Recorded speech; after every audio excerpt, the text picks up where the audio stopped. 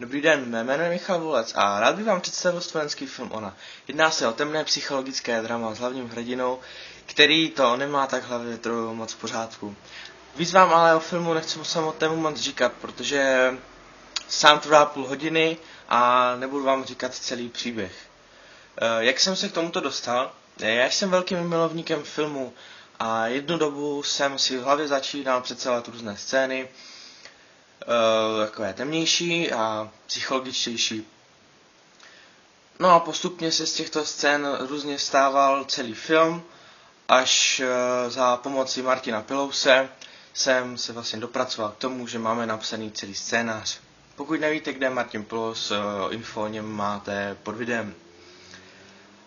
Dokonce se mi podařilo sehnat mladé lidi, kteří by se na tom se mnou chtěli podílet a hlavně pro zábavu, nehledají v tom nějakou cestu k výdělku, prostě chtějí zkusit něco nového.